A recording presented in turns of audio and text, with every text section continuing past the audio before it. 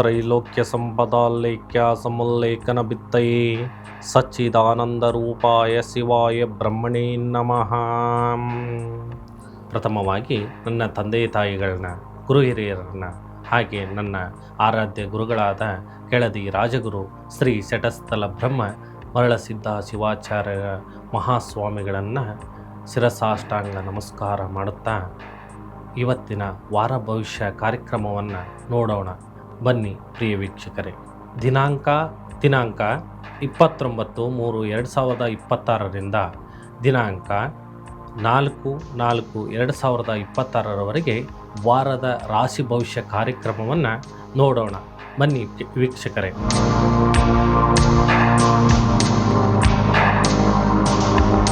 ಪ್ರಥಮವಾಗಿ ಮೇಷರಾಶಿ. ಮೇಷರಾಶಿಯವರು ಈ ವಾರ ನಿಮಗೆ ಮಿಶ್ರ ಫಲ ದೊರೆಯಲಿದೆ. ವೃತ್ತಿ ಜೀವನದಲ್ಲಿ ಸಣ್ಣ ಪುಟ್ಟ ಸವಾಲುಗಳನ್ನು ಎದುರಾಗಬಹುದು, ಆದರೆ ನಿಮ್ಮ ಆತ್ಮವಿಶ್ವಾಸದಿಂದ ಅವುಗಳನ್ನು ಜಯಿಸುವಿರಿ. ಹಾಗೆಯೇ ಆರ್ಥಿಕವಾಗಿ ಖರ್ಚುಗಳನ್ನು ಹೆಚ್ಚಾಗುವ ಸಾಧ್ಯತೆ ಇದೆ, ಹತೋಟಿಯಲ್ಲಿರಿ. ಇವರ ಶುಭ ಸಂಖ್ಯೆ 9. ಇವರ ಶುಭ ಬಣ್ಣ ಕೆಂಪು. ವೃಷಭ ರಾಶಿ. ವೃಷಭ ರಾಶಿಯವರು ಈ ವಾರ ವ್ಯಾಪಾರ ಮತ್ತು ವ್ಯವಹಾರಗಳಲ್ಲಿ ಉತ್ತಮ ಪ್ರಗತಿ ಕಂಡುಬರಲಿದೆ. ಕುಟುಂಬದ ಸದಸ್ಯರೊಂದಿಗೆ ಸಮಯ ಕಳೆಯಲು ಅವಕಾಶ ಸಿಗಲಿದೆ. ಆಸ್ತಿಯ ಸಂಬಂಧಿಸಿದ ವ್ಯವಹಾರಗಳಲ್ಲಿ ಜಾಗೃತರಾಗುವುದು ಉತ್ತಮ. ಆರೋಗ್ಯದಲ್ಲಿ ಸುಧಾರಣೆ ಇರುತ್ತದೆ. ಇವರ ಶುಭ ಸಂಖ್ಯೆ 6. ಶುಭ ಬಣ್ಣ ಬಿಳಿ. ಮಿಥುನ ರಾಶಿ. ಮಿಥುನ ರಾಶಿಯವರು ಈ ವಾರ ನಿಮ್ಮ ಕ್ರಿಯಾಶೀಲತೆಗೆ ತಕ್ಕ ಪ್ರತಿಫಲ ದೊರೆಯುವ ಸಮಯವಿದು. ಹೊಸ ಉದ್ಯೋಗದ ನಿರೀಕ್ಷೆಯಲ್ಲಿರುವವರಿಗೆ ಕೇಳಿ ಬರೆಯಲಿದೆ.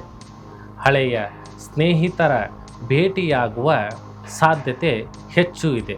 ಅನಗತ್ಯ ಚರ್ಚೆಗಳಿಂದ ದೂರವಿರಿ. ಶುಭ ಸಂಖ್ಯೆ 5. ಶುಭ ಬಣ್ಣ ಹಸಿರು. ಕರ್ಕಾಟಕ ರಾಶಿ. ಕರ್ಕಾಟಕ ರಾಶಿಯವರು ಈ ವಾರ ಮಾನಸಿಕ ಶಾಂತಿಗಾಗಿ ದೈವಿಕ ಕಾರ್ಯಗಳಲ್ಲಿ ಪಾಲ್ಗೊಳ್ಳುವಿರಿ. ಕೆಲಸದ ಸ್ಥಳದಲ್ಲಿ ಮೇಲಾಧಿಕಾರಿಗಳ ಪ್ರಶಂಸೆ ಸಿಗಲಿದೆ. ಮನೆಯಲ್ಲಿ ಶುಭ ಕಾರ್ಯಗಳು ನಡೆಯುವ ಸೂಚನೆ ಇದೆ.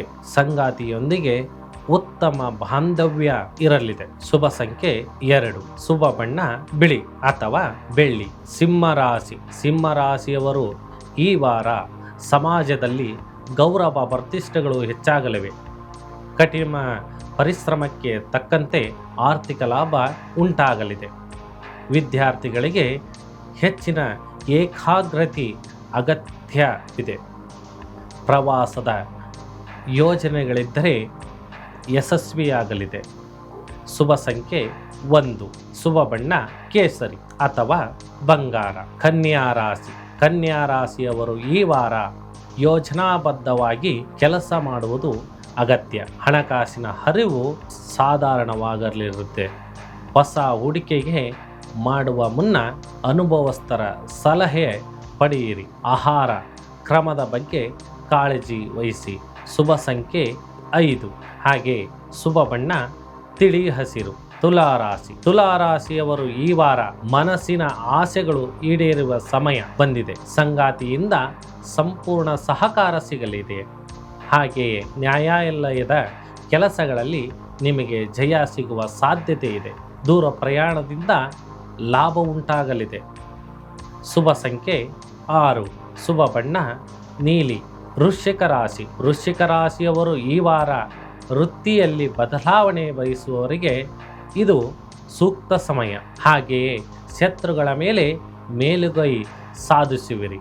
ರಿಯಲ್ ಎಸ್ಟೇಟ್ ವ್ಯವಹಾರದಲ್ಲಿ ಅಂದರೆ ಉದ್ಯಮಿಗಳಿಗೆ ಲಾಭದಾಯಕ ವಾರ ಇದಾಗಿದೆ. ಮಕ್ಕಳ ಆರೋಗ್ಯದ ಬಗ್ಗೆ ಕಾಳಜಿಯನ್ನು ವಹಿಸಿ, ಅಂದರೆ ಗಮನವಿರಲಿ. ಶುಭ ಸಂಖ್ಯೆ 9. ಶುಭ ಬಣ್ಣ ಗಾಢ ಕೆಂಪು. ಧನುಸ್ಸು ರಾಶಿ. ಧನುಸ್ಸು ರಾಶಿಯವರು ಈ ವಾರ ಹಿರಿಯರ ಆಶೀರ್ವಾದದಿಂದ ನಿಮ್ಮ ಕೆಲಸಗಳು ಸುಗಮವಾಗಿ ಸಾಗಲಿದೆ. ಆರ್ಥಿಕ ಪರಿಸ್ಥಿತಿ ಸುಧಾರಿಸಲಿದೆ. ಹಾಗೆಯೇ ಧಾರ್ಮಿಕ ಕಾರ್ಯಕ್ರಮಗಳಿಗಾಗಿ ನೀವು ಹಣವನ್ನು ವಿನಿಯೋಗಿಸುವಿರಿ.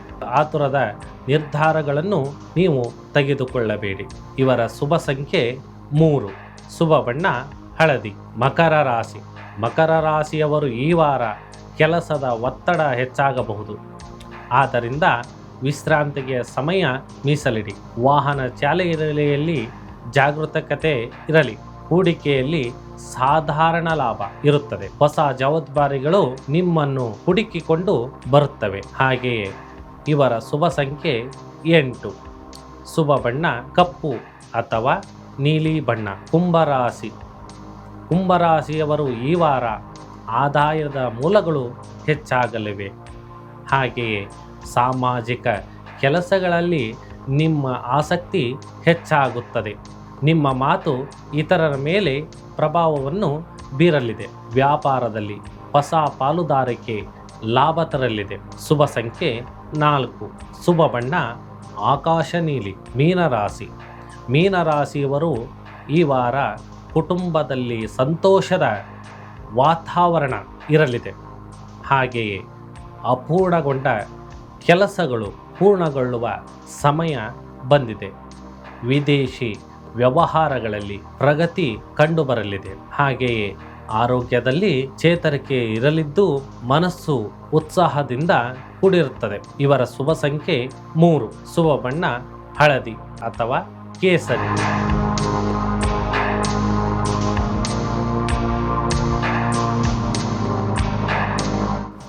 ತಂತ್ರ ಜ್ಯೋತಿಷ್ಯ. ತಂತ್ರ ಜ್ಯೋತಿಷ್ಯದಲ್ಲಿ ನಿಮ್ಮ ಭೂಮಿಯಲ್ಲಿ, ನಿಮ್ಮ ಜಮೀನಿನಲ್ಲಿ ಫಸಲು ಬರುತ್ತಿಲ್ಲವೇ, ಇಳುವರಿ ಬರುತ್ತಿಲ್ಲವೇ?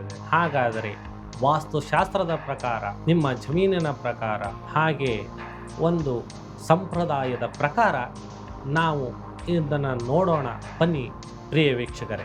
ಪ್ರಥಮವಾಗಿ ಭೂಮಿ ಪೂಜೆ ಮತ್ತು ಬಲಿಹರಣವನ್ನು ಹೊಸದಾಗಿ ಮಾಡುವುದರಿಂದ ನಿಮಗೆ ಇಳುವರಿ, ಹಾಗೆ ಕುಂಠಿತವಾದಾಗ ಜಮೀನಿನಲ್ಲಿ ಈಶಾನ್ಯ ಅಂದರೆ ನಾರ್ತ್ ಈಸ್ಟ್ ಕಾರ್ನರಲ್ಲಿ ಮೂಲೆಯಲ್ಲಿ ಈ ಕೆಳಗಿನ ಕ್ರಮಗಳನ್ನು ಮಾಡಬಹುದು. ಹೇಗೆಂದರೆ ಪ್ರಥಮವಾಗಿ ಧಾನ್ಯ ಪೂಜೆ. ಸ್ವಲ್ಪ ಭೂಮಿಯನ್ನು ಅಗೆದು ಅಲ್ಲಿ ನವಧಾನ್ಯಗಳನ್ನು ಅರ್ಪಿಸಿ ಪೂಜೆ ಮಾಡುವುದರಿಂದ ನಿಮಗೆ ಒಳ್ಳೆಯದಾಗುತ್ತದೆ.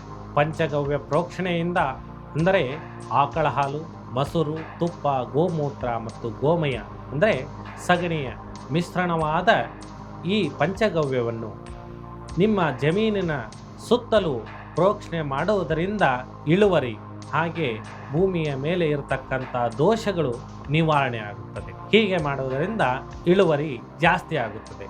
ಎರಡನೆಯದಾಗಿ ವರ್ಣದೇವ ಮತ್ತು ಭೂತಾಯಿಯ ಆರಾಧನೆ, ಪರ್ಜನ್ಯ ಶಾಂತಿ.